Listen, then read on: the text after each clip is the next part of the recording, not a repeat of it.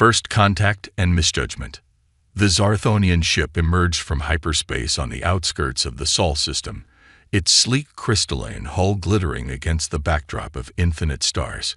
Commander Xyra stood on the bridge, her 4 eyes fixed on the viewscreen as it zoomed in on the third planet from the system's yellow star. "Remarkable," she murmured, her tentacles rippling with excitement. "After centuries of searching, we finally found another sentient species."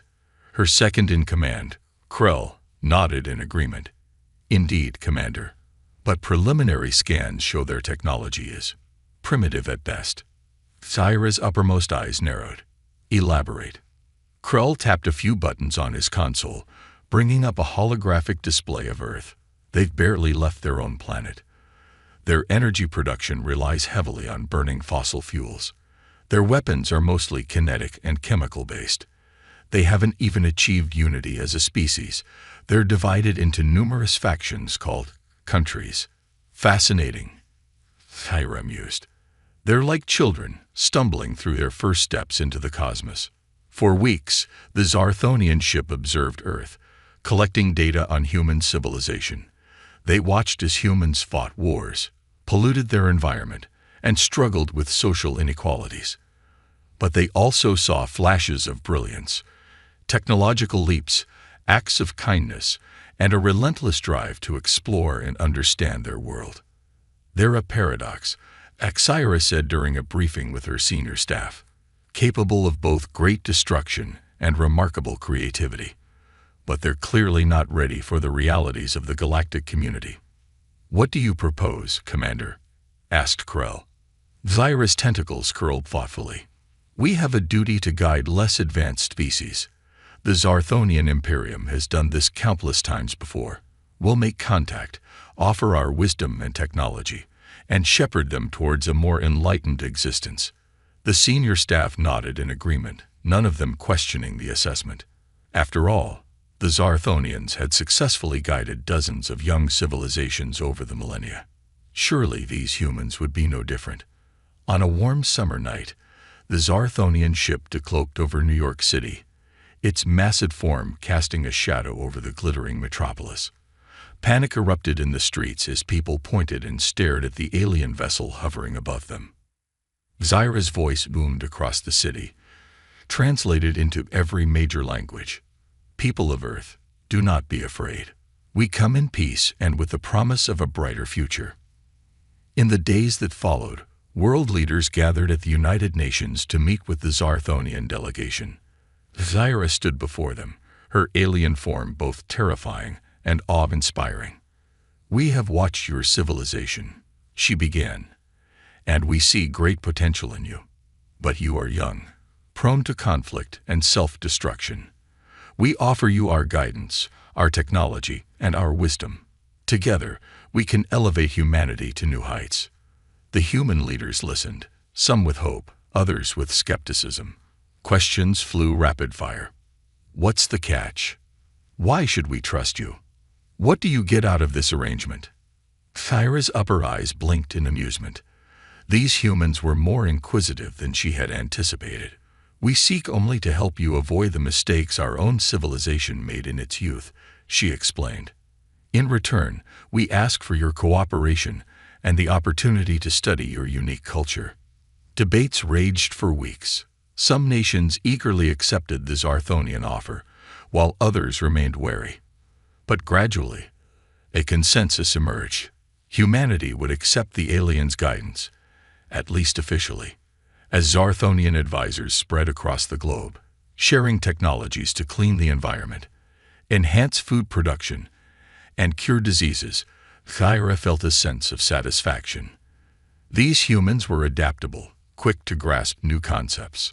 Perhaps guiding them would be easier than she had initially thought. But deep beneath the streets of major cities around the world, in secret bunkers and hidden laboratories, a different story was unfolding. Groups of scientists, military personnel, and government officials met in shadows, their faces grim with determination. "We can't trust these aliens," said General Sarah Chen, her voice barely above a whisper. "Their technology is centuries ahead of ours. If they decided to conquer us tomorrow, we'd be helpless. Dr. Amit Patel, a renowned physicist, nodded in agreement. But we have an advantage they don't expect. They think we're primitive, easily controlled. They won't see us coming. So what do you propose?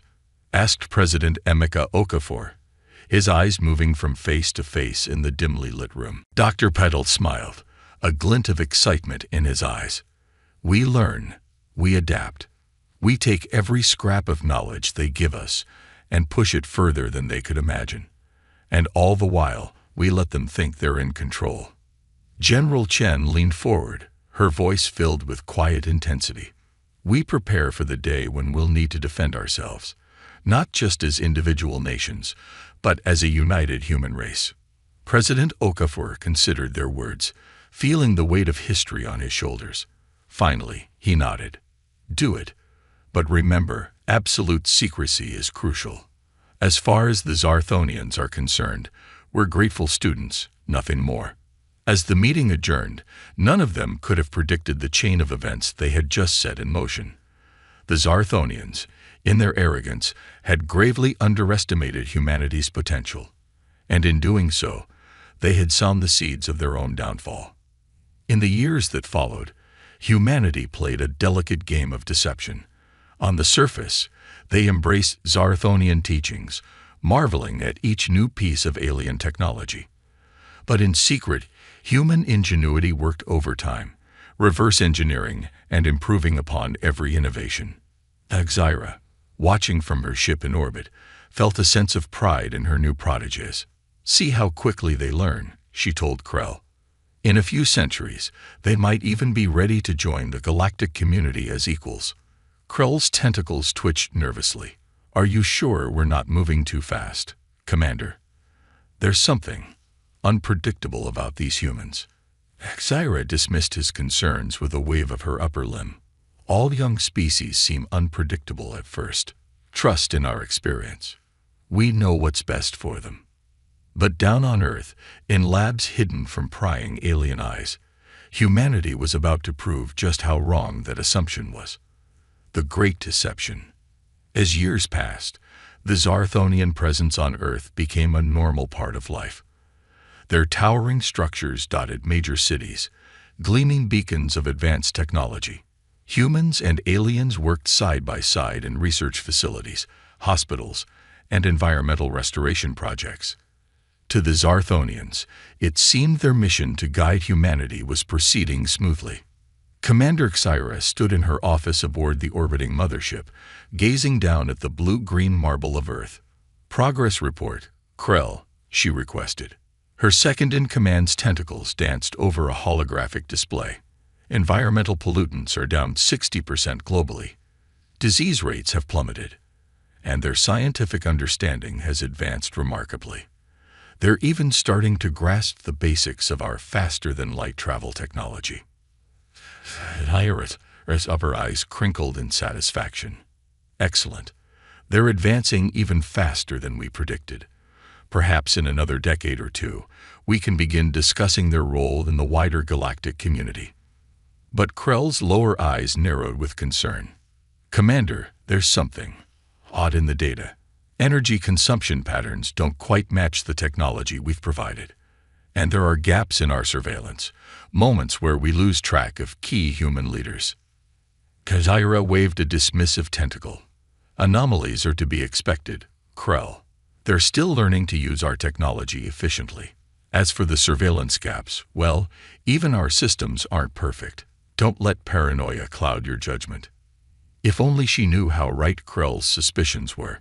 Deep beneath the streets of Tokyo, in a sprawling underground complex shielded from Zarthonian sensors, Dr. Yuki Tanaka stood before a group of the world's top scientists and military leaders. Behind her, a massive holographic display showed a dizzying array of schematics and data streams. Ladies and gentlemen, she began, her voice filled with barely contained excitement. I'm pleased to report that Project Phoenix is ahead of schedule. We've successfully reverse-engineered the Zarthonian faster-than-light drive and improved its efficiency by 30%. A murmur of amazement rippled through the audience. General Chen, now sporting a few more gray hairs, leaned forward. And weapons? Dr. Tanaka's expression turned grim. We've made significant progress. Our particle beam weapons now match Zarthonian capabilities, and we've developed a new shield technology that should be able to withstand their strongest attacks. President Okafor, looking older but no less determined, stood up. Excellent work, all of you. But remember, we're not looking for a fight.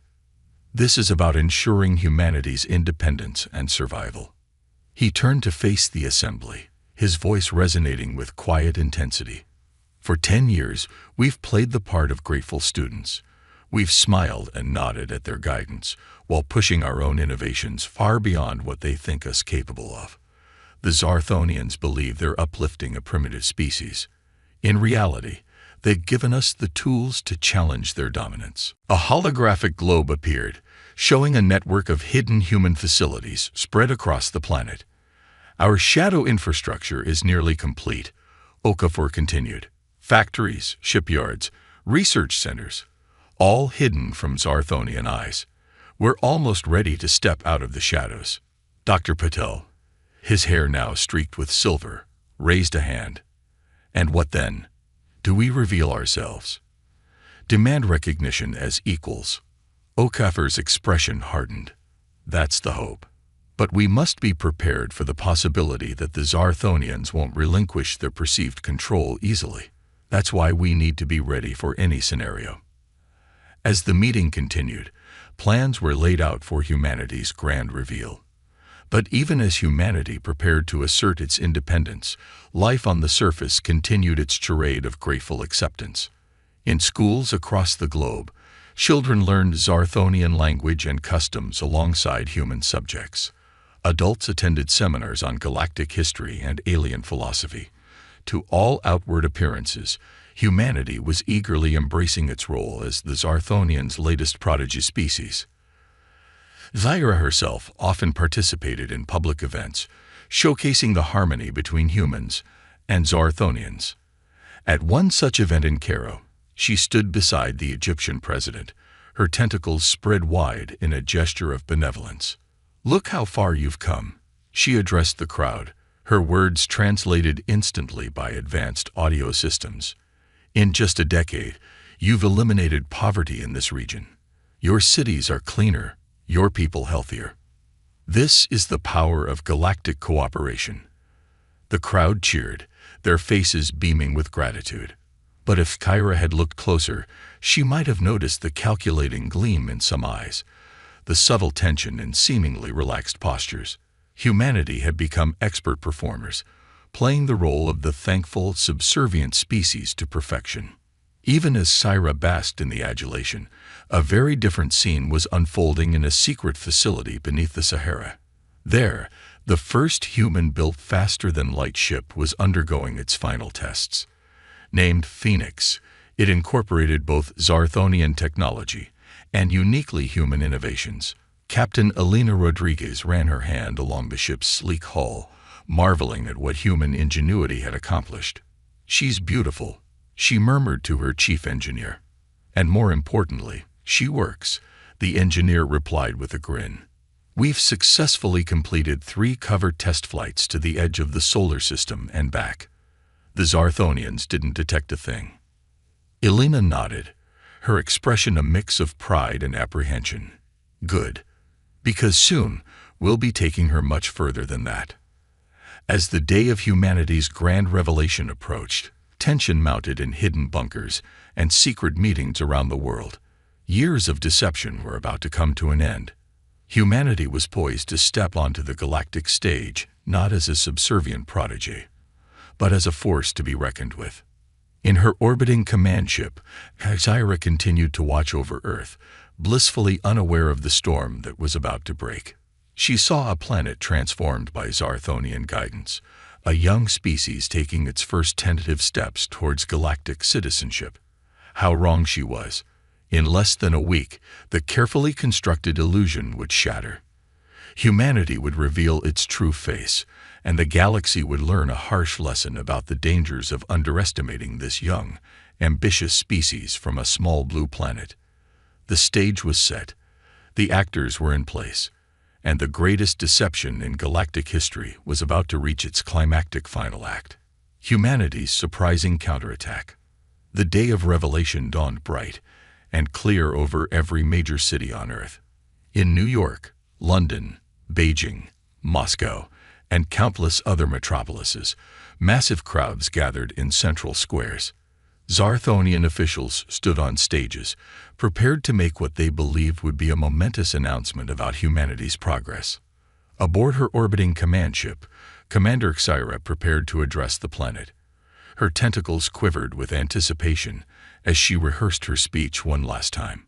Today, she practiced, we officially recognize humanity's readiness to begin the process of joining the galactic community. But before she could start the official broadcast, alarms blared across the ship. Krell burst onto the bridge, all four of his eyes wide with panic. "Commander," he gasped, "we're detecting massive energy signatures all over the planet. Thousands of them, unlike anything we've seen from the humans before." Tyra's upper eyes narrowed in confusion. "What? That's impossible. Bring it up on screen." The main view screen flickered to life, showing a global map dotted with pulsing red points. As they watched, objects began launching from these points, sleek vessels that shot into the sky with impossible speed. "By the cosmic void," Syra whispered. "Those are ships, human ships." On Earth, the gathered crowds watched in awe as the sky filled with vessels of human design. In New York, President Okafor stepped onto the stage, gently but firmly moving aside the stunned Zarthonian representative. "People of Earth, and our Zarthonian guests," he began, his voice carried by advanced human audio tech to every corner of the globe and beyond. "For a decade, we have played the part of humble students. We have smiled and nodded at guidance we outgrew years ago. Today, that charade ends." In orbit, human ships took up formation around the Zarthonian vessels. They didn't attack, but their message was clear. The balance of power had shifted. Captain Elena Rodriguez, at the helm of the Phoenix, opened a channel to Xyra's ship. "Zarthonian command vessel, this is Captain Rodriguez of the Earth Fleet. We mean you no harm, but we will no longer accept your dominion over our world. We are prepared to defend ourselves if necessary." Aboard her ship, Xyra stared at the view screen in disbelief. "How?" she managed to ask. "How did you hide this from us?" Elena's lips curled into a small smile. "You gave us the tools, Commander. We simply used them in ways you never imagined. Human ingenuity, combined with your technology, is a powerful force." As this exchange took place in orbit, back on Earth, hidden facilities across the planet revealed themselves. Mountains split open to unveil massive hangars. Desert sands shifted to expose sprawling research centers. The oceans churned as underwater bases surfaced. In every major city, advanced human tech activated. Skyscrapers transformed, unfurling hidden sensors and defense systems. The air shimmered as planetary shield generators came online, creating a protective bubble around the entire world. President Okafor continued his address, his voice firm but not unkind. "To our Zarthonian friends, we thank you for your assistance over the past decade. But we are not children to be guided. We are not a primitive species to be uplifted. We are humanity, and we claim our place among the stars as equals." The response from the Zarthonian leadership was a mix of shock, anger, and fear. Some called for immediate military action to subdue the ungrateful humans. Others, seeing the impressive display of human capabilities, urged caution. Xyra, still reeling from the revelation, made a decision that would change the course of galactic history. "Stand down," she ordered her fleet. "Open a channel to Earth's leaders. We need to talk." What followed was a tense negotiation that lasted for days. Human leaders, now operating openly, presented their case for independence and equal status in the galactic community. They showcased technological innovations that had surpassed Zarthonian expectations and demonstrated their readiness to be a significant player in interstellar affairs. The Zarthonian leadership was divided. Some saw the humans' deception as a betrayal, arguing that such an unpredictable species couldn't be trusted. Others, including Xyra, began to realize the magnitude of their miscalculation. "We judged them by our standards," Xyra admitted in a private meeting with the Zarthonian High Council. "We assumed they would develop as we did, but their path is uniquely their own, and their potential. It's unlike anything we've encountered before." As negotiations continued, humanity revealed more of its advancements. Dr. Tanaka presented a revolutionary approach to clean energy that surpassed even Zarthonian methods. Dr. Patel demonstrated a breakthrough in quantum computing that left alien scientists stunned. And in a move that truly showcased human creativity, a team led by Dr. Maria Vasquez revealed a technology that could accelerate terraforming processes, potentially turning dead worlds into habitable planets in a fraction of the usual time. These revelations sent shockwaves through the galactic community. Other alien races, hearing of the human deception and subsequent display of power, reacted with a mix of fear, admiration, and intense curiosity. Some saw potential allies in these upstart humans. Others saw a threat to the established order. As the days turned to weeks, a new reality began to set in. Humanity would not be relegated to a subordinate role. They had earned their place at the galactic table through clever deception, relentless innovation, and an unwavering determination to chart their own course among the stars. The Zarthonians, and indeed the entire galactic community, were forced to confront an uncomfortable truth. They had severely underestimated humanity. This young species from a small blue planet had not only caught up to their so-called mentors, but in many ways had surpassed them. As the negotiations neared their conclusion, Xyra stood before the United Nations, her posture humbled but her voice sincere. "On behalf of the Zarthonian people, I extend our formal recognition of Earth as a sovereign and equal member of the galactic community. We also offer our apologies for our misguided attempts at guidance."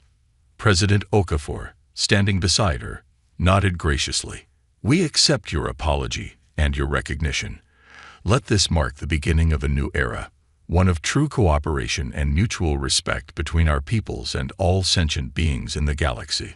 As cheers erupted from the assembled delegates, Xyra couldn't help but feel a mix of emotions. There was embarrassment at having so drastically misjudged humanity, but there was also a growing sense of excitement. If humans could achieve so much in mere decades, what might they accomplish in centuries? The galaxy was about to find out. And nothing would ever be the same again. The galactic conflict escalates.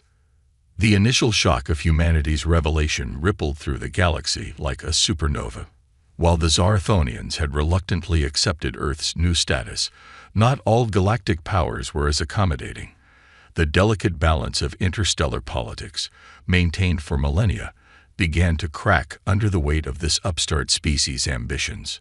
The Vexkar Dominion, a militant empire spanning 3 spiral arms of the galaxy, viewed humanity's rapid ascension with open hostility. Their supreme commander, Zarthal, addressed his war council with barely contained fury. "These humans are a threat to the established order," he growled, his scaled skin flushing deep crimson. "They've already upset the balance with the Zarthonians. Who knows what chaos they'll bring if left unchecked?" His advisors nodded in grim agreement. The decision was unanimous. The humans needed to be contained, by force if necessary. Back on Earth, the euphoria of independence was tempered by the realities of galactic politics. In a secured bunker beneath Geneva, world leaders and top military brass gathered to assess the growing threats.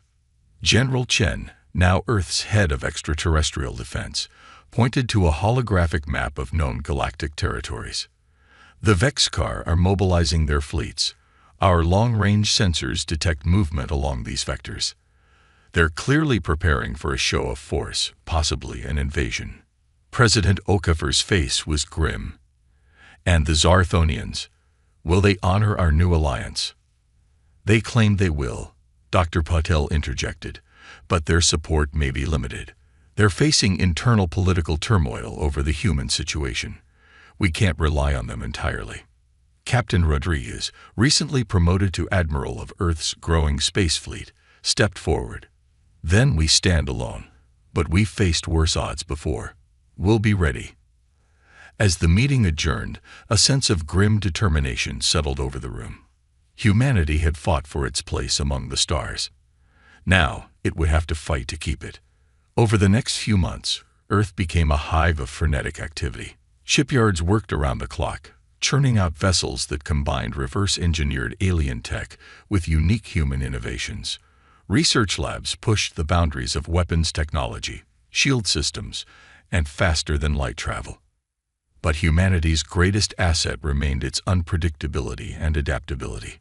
While the Vexcar prepared for a conventional space battle, Earth's strategists were thinking outside the box. Dr. Tanaka unveiled a breakthrough in quantum entanglement that allowed for instantaneous communication across vast distances, giving human fleets an unprecedented tactical advantage.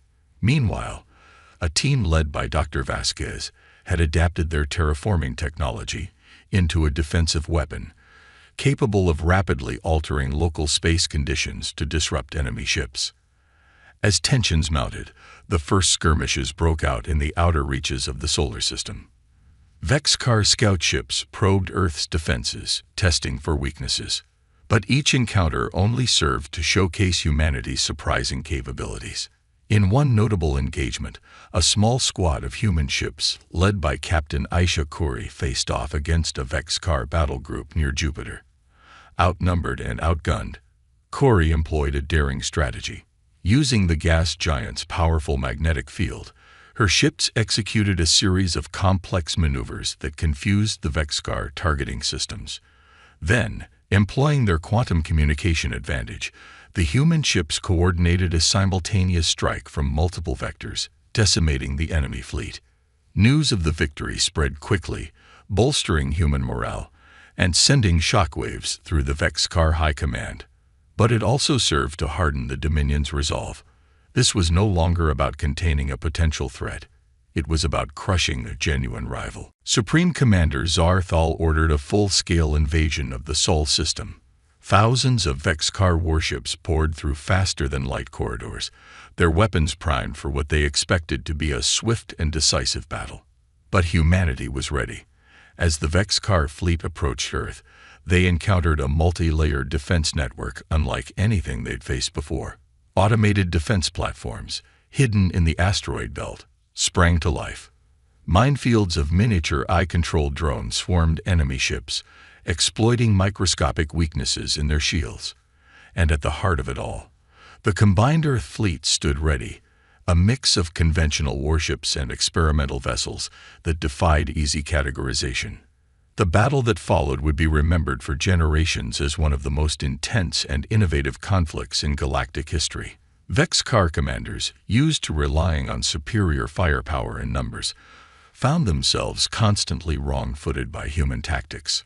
One moment, they'd be pressing an advantage, only to find that what they thought was a retreating human ship was actually a holographic decoy. In another sector, a squad of Vexcar cruisers would suddenly find themselves enveloped in a localized time dilation field, their movements slowed to a crawl, while human ships darted around them with impunity. But the Vexcar were not easily defeated. Their sheer numbers and firepower pushed Earth's defenses to the breaking point.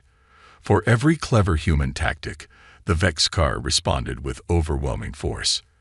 The space around Earth became a graveyard of shattered ships and debris from both sides. As the battle raged, the rest of the galaxy watched with a mixture of horror and fascination. The Zarthonians, true to their word, sent a fleet to aid Earth, though internal political divisions limited their support. Other races, seeing an opportunity in the chaos, began to take sides. The conflict that had started as a localized human Vexcar war was rapidly escalating into a galactic conflagration. Amidst the chaos of battle, unexpected alliances formed. A faction of a cybernetic race known as the Synthar, impressed by human AI innovations, offered their support. The Eldar, ancient and typically isolationist, saw in humanity a spark of the same creative fire that had once defined their own civilization. They provided crucial intelligence on Vexcar movements and weaknesses.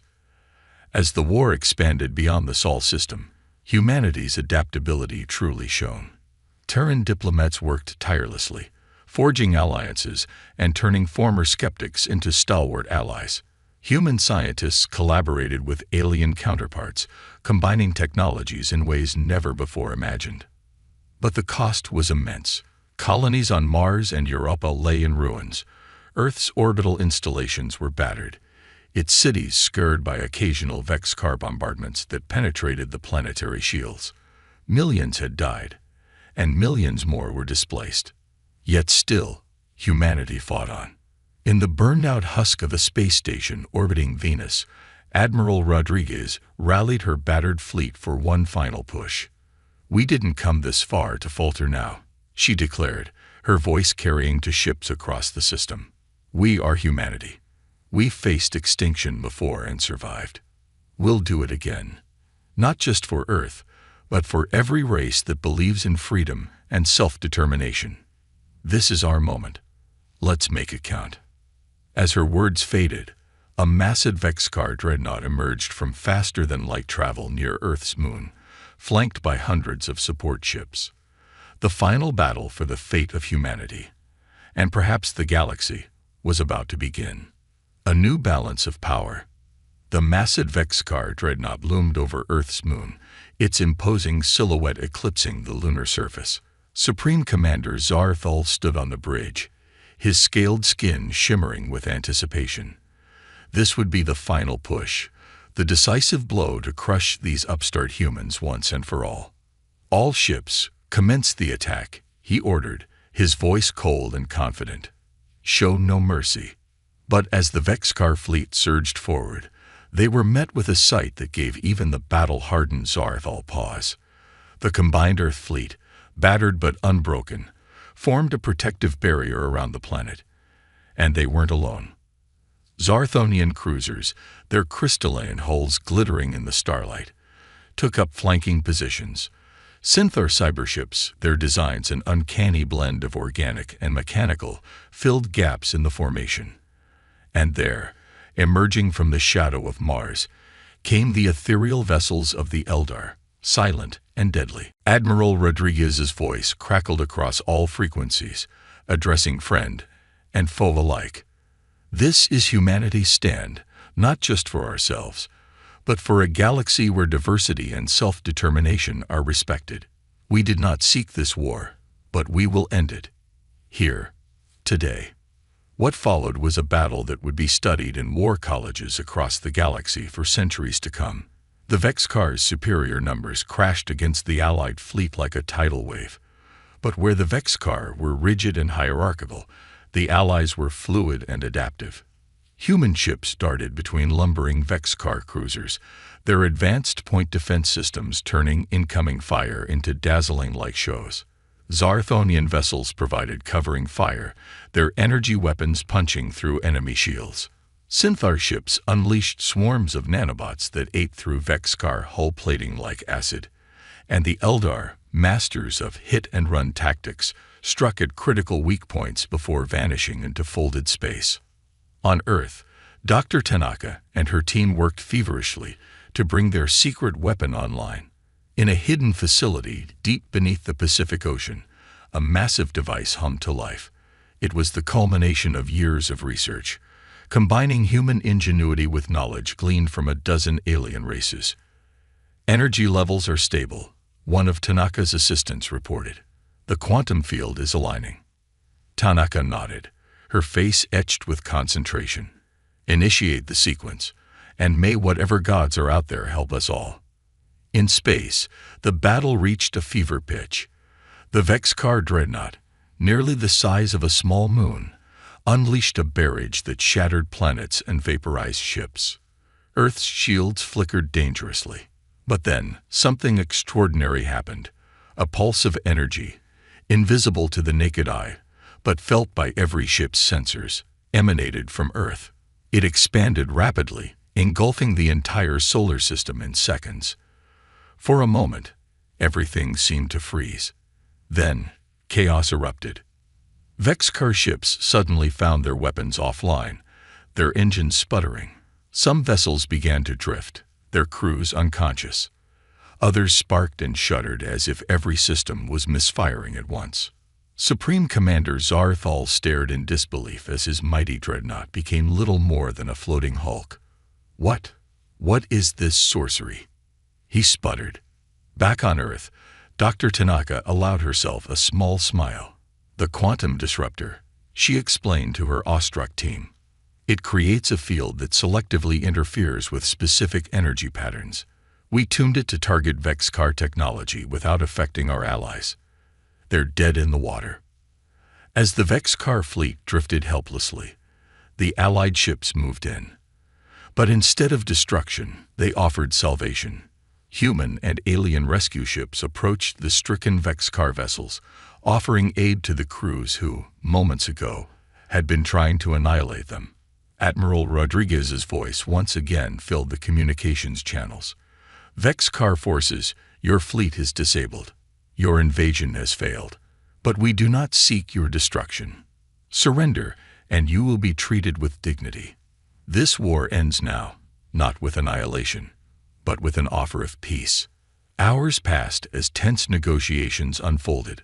Finally, aboard the neutral ground of a Zarthonian diplomatic vessel, Supreme Commander Zarthal faced President Okafor and representatives from the Allied races. You could have destroyed us, Zarthal said, his voice a mix of bitterness and grudging respect. Why didn't you? Okafor's reply was calm but firm. Because that's not who we are. Humanity has learned, often through bitter experience, that true strength lies not in the ability to destroy, but in the wisdom to show mercy. We fought to defend ourselves and our right to exist as equals. We won. Now we choose peace. The peace talks that followed lasted for weeks, but eventually a new galactic accord was reached. The Vexcar Dominion would disarm its most powerful weapons and submit to restrictions on military expansion. In return, they would be welcomed as equals into a new galactic council, where all sentient races would have a voice. As news of the war's end spread across the stars, celebrations erupted on countless worlds. On Earth, humans emerged from shelters to find a sky filled not with the fire of battle, but with the lights of friendly alien ships. The long night was over. A new dawn had begun. In the years that followed, the galaxy entered an unprecedented era of cooperation and discovery. The Galactic Council, headquartered on a space station orbiting Jupiter, became a forum for diplomatic resolution and collaborative scientific endeavors. Human innovation, combined with the wisdom and technology of older races, led to astonishing breakthroughs. The quantum disruptor technology was adapted for peaceful uses, revolutionizing energy production and space travel. Terraforming techniques advanced rapidly, opening up new worlds for colonization and easing population pressures across the galaxy. But perhaps the most profound change was in how the various races viewed each other. The humans, once dismissed as primitive upstarts, were now respected as valuable allies and innovators. The Vexcar, forced to abandon their militaristic ways, discovered new avenues for growth in art and philosophy. Even the ancient Eldar found their enthusiasm for the cosmos rekindled by humanity's boundless curiosity. As for Commander Xyra, she chose to remain on Earth as the Zarthonian ambassador. In a quiet moment, gazing at the stars from the balcony of the new Galactic Embassy in New York, she mused to Admiral Rodriguez, "We thought we came to guide you. In the end, you showed us a new way forward. The galaxy will never be the same." Rodriguez nodded, a small smile playing on her lips. "That's the thing about humanity, Commander. We're full of surprises, even to ourselves." As they stood there, watching ships from a dozen worlds crisscross the night sky, both alien and human felt a sense of wonder at what the future might hold. The galaxy had learned a valuable lesson about the dangers of underestimation and the power of unity in diversity. And humanity, that young, brash, endlessly inventive species from a small blue planet, had finally taken its place among the stars. not as conquerors or subjects, but as equals, ready to face whatever challenges the vast cosmos might bring. The story of humanity's rise was far from over. In fact, it had only just begun.